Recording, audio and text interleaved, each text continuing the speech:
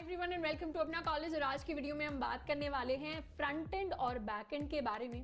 सबसे पहले शुरुआत करेंगे फ्रंट एंड और बैक एंड होते क्या हैं, उसके बाद 2-3 फैक्टर्स डिस्कस करेंगे जिसकी हेल्प से हम डिटरमाइन कर पा रहे होंगे कि अगर हम ऐप डेवलपमेंट, वेब डेवलपमेंट जैसी चीजें कर रहे हैं, अगर हम एप्लीकेशंस के बारे में और समझना चाहते हैं, या फिर अगर हम अपने रेज्यूमे के लिए कोई प्रोजेक्ट बना रहे हैं, तो इनमें से हमें क्या प्रैक्टिस करना चाहिए या फॉर द लॉन्ग टर्म हमारे लिए क्या बेटर रहेगा, हमारे इंटरेस्ट के साथ कौन ज्यादा अलाइन करेगा। तो सबसे पहले बात करते हैं कि दोनों होते क्या हैं। फ्रंट एंड एप्लीकेशन का वो पार्ट होता है जो क्लाइंट साइड पर आता है, जो यूजर के साथ इंटरैक्ट करता है। जैसे अगर हम किसी नॉर्मल वेबसाइट के ऊपर जाते हैं, मान लीजिए हम विकिपीडिया पर गए, तो वहां पर जितना भी कंटेंट हमें दिख रहा है, जितनी पिक्चर्स दिख रही हैं, बटन्स दिख रहे हैं, वो सारे के सारे उसके फ्रंट एंड का पार्ट है।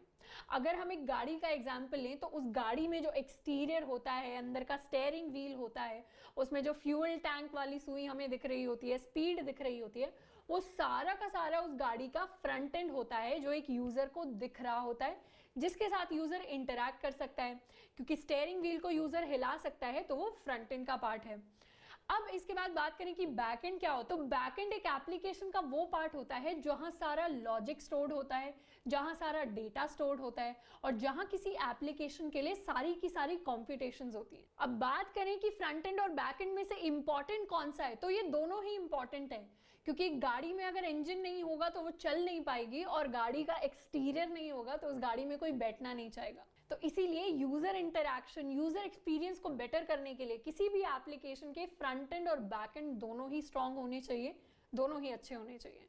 अब इसमें अगर आपका इंटरेस्ट उस तरफ जाता है जहां पर आपको लगता है कि आपको अगर किसी वेबसाइट का डिजाइन दे दिया जाए, या आपको खुद किसी वेबसाइट को डिजाइन करना हो कि यूजर को कहां पर बटन प्लेस करने में ज्यादा आसानी होगी, कौन सी क्लिक पर क्या होना चाहिए, वो सब चीजें आपको अच्छी लगती है, आपको इधर उधर एलिमेंट्स प्लेस करना अच्छा लगता है, या क्लाइंट का इंटरैक्शन किसी भी एप्लीकेशन के साथ बेटर बनाने में अच्छा लगता है, तो आपको डेफिनेटली फ्रंट एंड की तरफ जाना चाहिए। लेकिन अगर आपको थोड़े कॉम्प्लेक्स एल्गोरिदम्स लिखना पसंद है, अगर आपको डेटाबेसेस के साथ काम करना पसंद है, तो आपको बैक एंड की तरफ जाना चाहिए। अब सिर्फ फ्रंट एंड डेवलपर्स और बैक एंड डेवलपर्स नहीं होते, कंप्यूटर साइंस की फील्ड में फुल स्टैक डेवलपर्स भी होते हैं, और ये full stack developers front end के साथ भी काम करते हैं और बैक एंड के साथ भी काम करते हैं। तो इस तरीके से आप डिसाइड कर सकते हैं कि इन तीनों में से आप कौन सी डायरेक्शन में जाना चाहते हैं। अब सबसे पहला फैक्टर जो आपको हेल्प कर रहा होगा डिसाइड करने में, उसकी बात करें तो उसमें से सबसे पहला है कि इनमें से जल्दी कौन सी सीखी जा सकती है, किसको सीखने में ज्यादा आसानी होती है।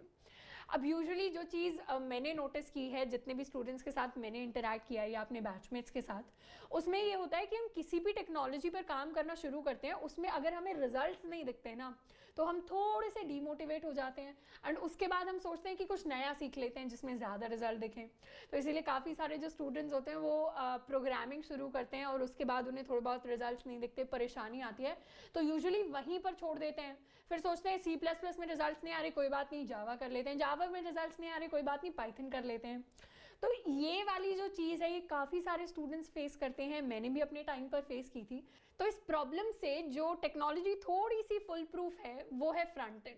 अब फ्रंट एंड के अंदर क्या होता है कि आप जो भी कोड लिख रहे हैं उसका आप एक आउटपुट देख पाते हैं अपनी स्क्रीन पर। यूजुअली ये बैकएंड के अंदर नहीं होता। बैकएंड के अंदर हम यूजुअली मोस्टली कोड के साथ या नंबर्स के साथ खेल रहे होते हैं, कंसोल स्क्रीन के साथ खेल रहे होते हैं, तो वहां पर इतना फन टू इंटरैक्ट नहीं होता। पर फ्रंट एंड के अंदर आप देख पाते हैं कि आपने एक पूरी की पूरी वेबसाइट का कलर ही चेंज कर दिया, वहां पर इतने ब्यूटीफुल आपने बटन्स ऐड कर दिए, इतना सुंदर आपने फॉन्ट डाल दिया टेक्स्ट का, तो वहां पर विजुअली आपको अच्छा लगता है अपने आउटपुट्स देखकर। इसीलिए फ्रंट एंड से अगर आप शुरुआत करेंगे और अगर आप न्यू टू कोडिंग हैं या फिर आप कंप्यूटर साइंस की डोमेन से आ ही नहीं रहे, आप किसी और डोमेन से डेवलपमेंट की तरफ आ रहे हैं, तो फिर माय सजेशन वुड बी कि आप फ्रंट एंड से शुरू करें, क्योंकि वहां पर रिजल्ट्स देखना ज्यादा आसान रहेगा एंड हमारा इंटरेस्ट ज्यादा टाइम तक बना रहेगा। लेकिन अगर आपने थोड़ी बहुत कोडिंग पहले से की हुई है, अगर आपको आइडिया है कि बैकएंड में किस तरीके से एल्गोरिदम्स लिखी जा रही हैं, स्केलेबिलिटी किस तरीके से हम आगे सीख रहे होंगे, डेटाबेसेस के बारे में कैसे पढ़ रहे होंगे, तो फिर आप डेफिनेटली बैकएंड वाली साइड को एक्सप्लोर करिए।